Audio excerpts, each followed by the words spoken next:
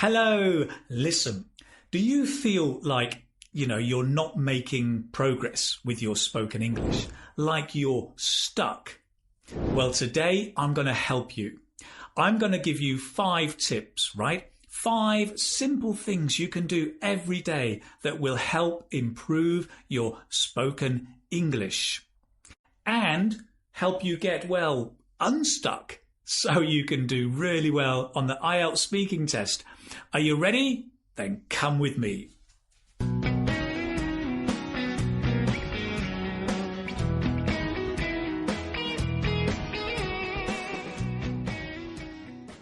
Hello again.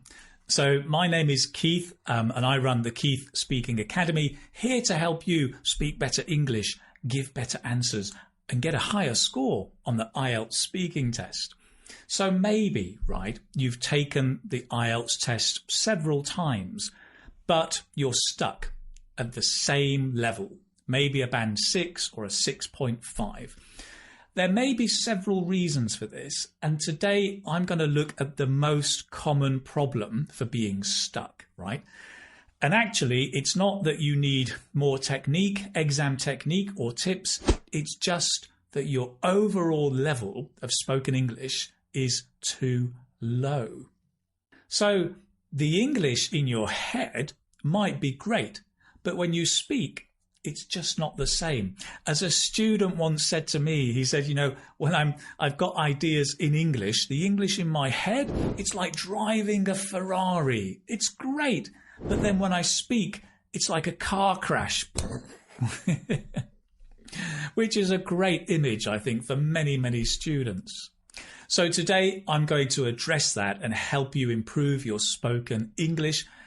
With these 5 tips, I'm going to look at the following: how to learn speaking, how to automate your vocabulary, how to increase fluency, how to gain confidence, and how to make sure you're choosing the right tools to help you.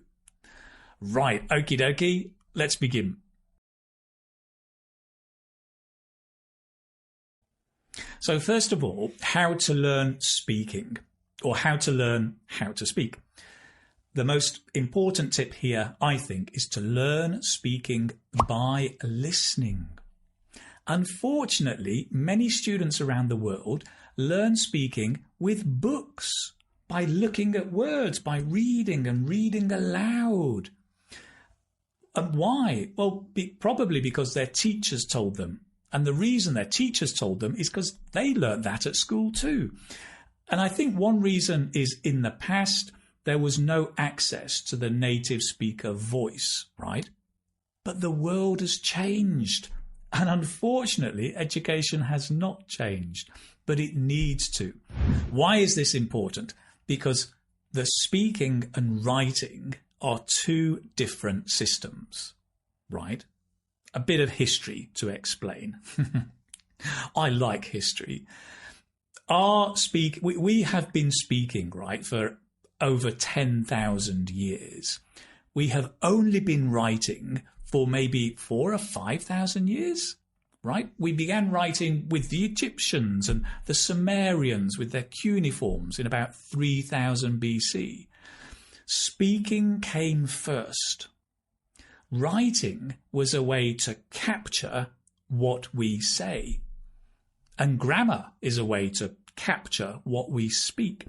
And it does a pretty good job, but it's not perfect. And yet still so many people choose the books to help them learn to speak. It's the other way round, right? We should start with the speaking and the listening, and the books come later. It's a bit like, right, imagine, right, Messi, the football player, comes knocking on your door, bum, bum, bum, bum, bum, with his football, and he says, "Hey, Keith, would you like to come and play football with me?" And you go, no, actually, I'm just going to stay at home and read this book about football. What? Why would you choose to read about it when you can be doing it, right, and learning really well? I mean, the book can be useful maybe later, but start with the doing, right? Start with the listening and the speaking, and the writing comes later. Learning by listening, if I haven't convinced you, let me finish with convincing you. Learning by listening has the following benefits, right? First of all, you learn natural spoken English. You know that the language is spoken, not written. You learn pronunciation. You get the context, so you know how to learn, how to use the language when you're speaking. It's a no-brainer. You must begin by listening, right? And I said earlier, right, the world has changed. We are surrounded by native speaker texts or proficient speaker audio texts, videos, Netflix, YouTube. You can get it anywhere. Keith Speaking Academy, if you've heard of that. There are audios all over the world at the click of a button. So start using it. Learn your speaking by listening.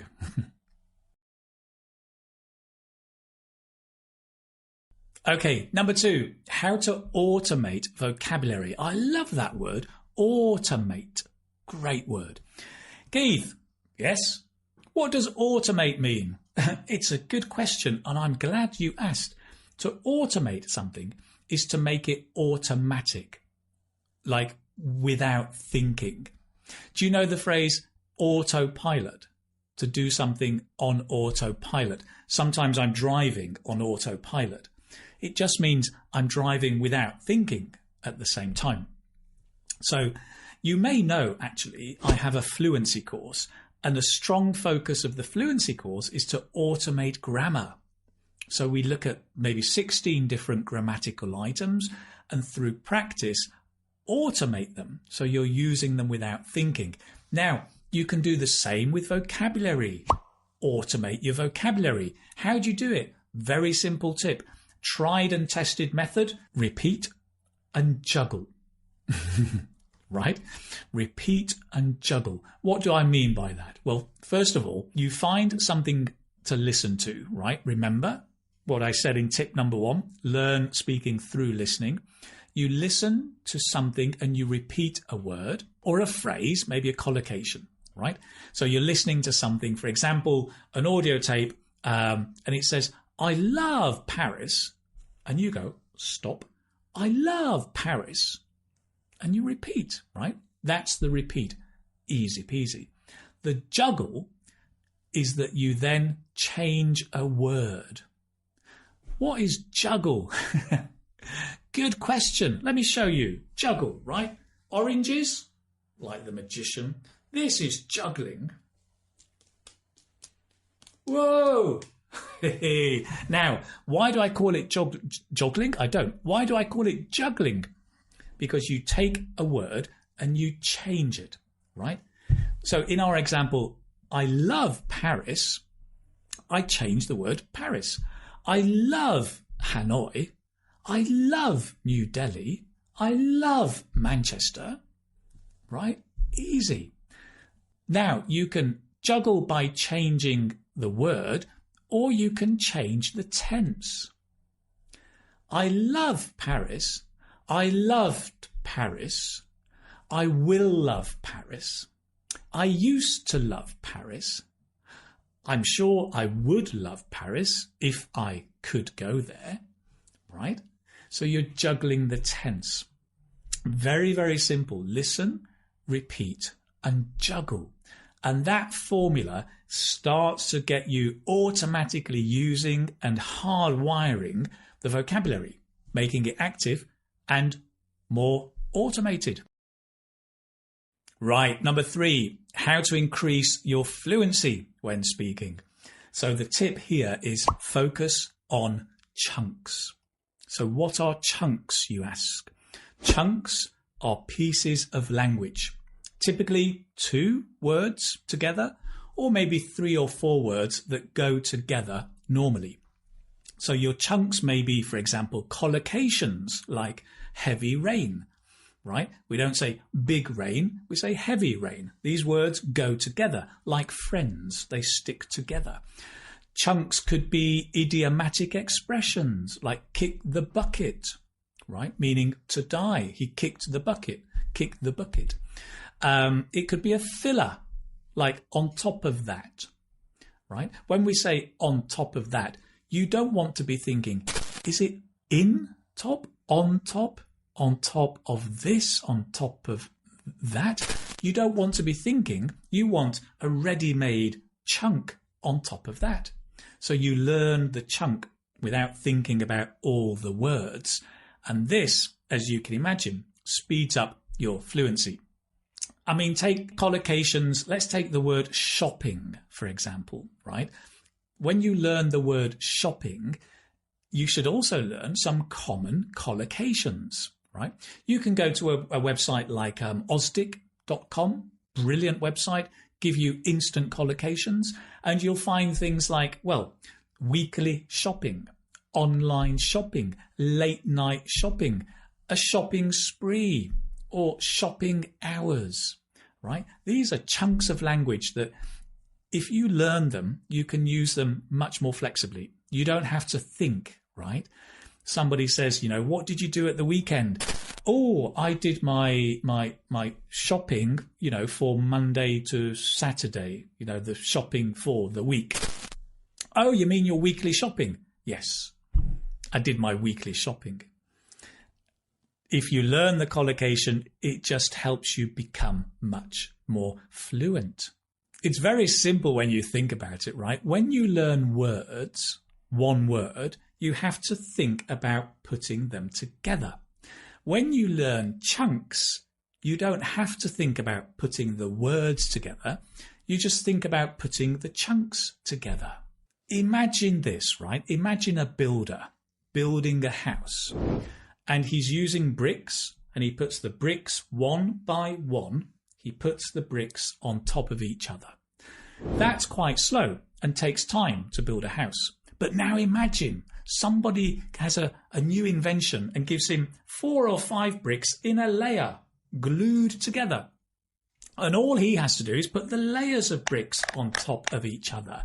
It's much faster. And what's more, the house is going to be better because it'll be more accurately aligned.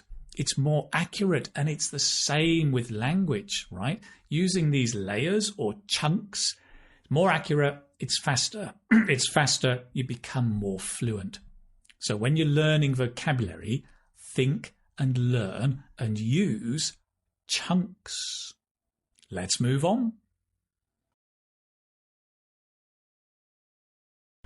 Right, tip number 4, right? How to gain confidence. Well, here, my tip for you is push your comfort zone. Your comfort zone is the area of doing things where you feel comfortable. So maybe you learn English by watching a film. You're comfortable. You read a book. You're comfortable. But then somebody says, well, listen, why don't you record your voice? Oh, no. I'm not very comfortable. No. Oh, why don't you get a speaking partner on Facebook? Oh, no. I'm not comfortable with that. Why don't you go and join the classes down the road? Oh, no. I'm not comfortable with that. And so there's almost a fear, if you like, of breaking your comfort zone. But when you use English in the world, you are going to have to interact with other people, speak to strangers, be nervous, make mistakes, have other people sometimes laugh at your mistakes. It's going to happen, so get used to it. And believe it or not, when you do the IELTS speaking test, you do it with a real person. Yes, the examiners are real people. And you will have to get used to being nervous, get used to making mistakes in front of them, get used to those feelings of being uncomfortable. How do you get used to it? Push your comfort zone. Do these things that make you uncomfortable, right? And I think one of the best things you can do really is practice with other people. Yes, you can practice speaking on your own. That's great. But to take your confidence up to the next level, you should practice with other people. I'm a big fan of platforms like iTalki and Cambly, or Facebook for finding, speaking partners. But by doing that, you're going to be practicing with other people. Yes, you will feel uncomfortable, but the great news is you will get used to feeling uncomfortable. You'll get used to feeling nervous. You'll get used to making mistakes in front of other people. And then by pushing your comfort zone, you'll be in a much stronger position and have more confidence to face the IELTS examiner on test day. So go out and push your comfort zone. Good. Talking of tools, let's move on to the next tip number 5. It's all about tools. Right, tip number 5, all about choosing the right tools, right? My suggestion here, tip number 5, is immerse yourself in natural spoken English. It's all well and good, right? Having a course book, having a teacher, and practicing with English, which is for students. But it's really important you don't forget the real world and that you also engage and immerse yourself in natural spoken English, which is not for students, which is used by not normal people, by native speakers or proficient level speakers of English. Why is this important? Well, because teachers are great, right? But teachers and course books normally limit the language they expose you to. They speak slowly. They correct you. They're polite. They encourage you. It's kind of an artificial bubble where you can build up your confidence, and that's great. But also the real world is a bit different, right? People are not so polite. They may not correct you. They speak quickly. They expect you to understand. There is no mercy. In the IELTS speaking test, you must answer straight away. So there's pressure, right? So I think having, of course, have the teacher, the course and the book, that's great. But also make sure you're immersing yourself in spoken English.